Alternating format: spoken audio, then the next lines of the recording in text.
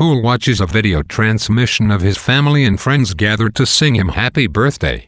He finds it strange, knowing that the events he is watching took place over an hour before, as it now takes longer than an hour for light beams from Earth to reach Discovery.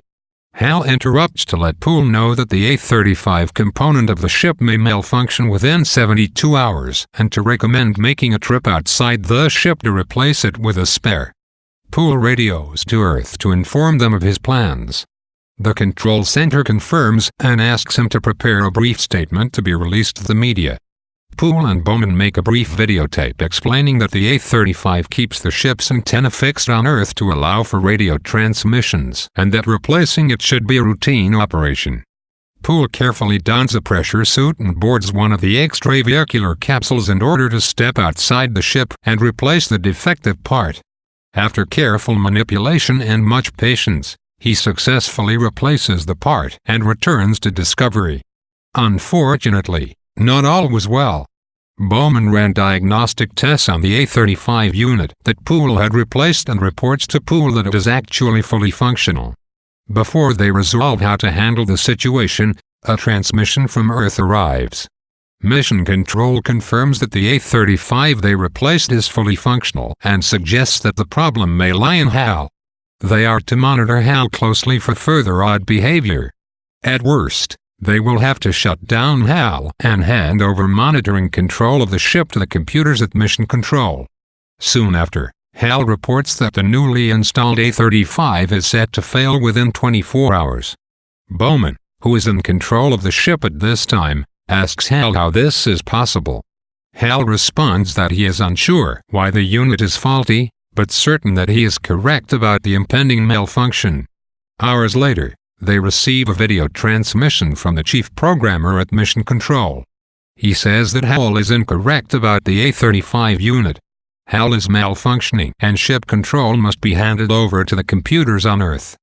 The programmer begins outlining the steps whereby Poole and Bowman are to shut down Hal when his voice ceases to be transmitted.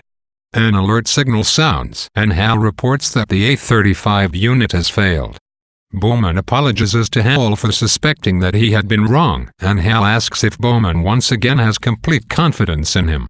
Bowman assures him that he does and then sets about trying to manually fix the antenna on Earth.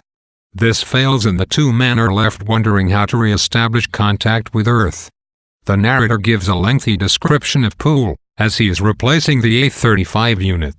His maneuvering of Betty, the extravehicular unit, stepping outside of Betty, and carefully performing the replacement are reported to us in the minutest detail. This serves two purposes. First, this scene allows us to step into Poole's world to gain a better understanding of what it is like to be an astronaut, nearly a billion miles from home. Second, this scene more closely introduces us to the perils of space travel and the potential for danger in the Discovery mission.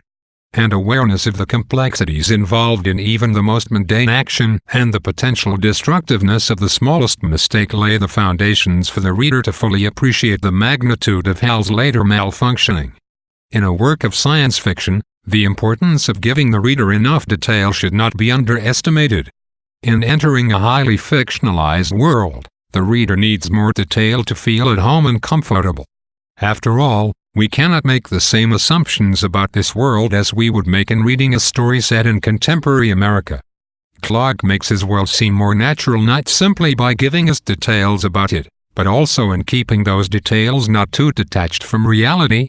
First, he pays impeccable attention to the laws of physics. The same physical law that constrains us constrains the humans of 2001. Second, the central fictionalized elements of the book Hal and Discovery are merely improvements upon technology that existed when the book was written. It is not quite as difficult for the reader to imagine technologies that are already in the world in a more basic form.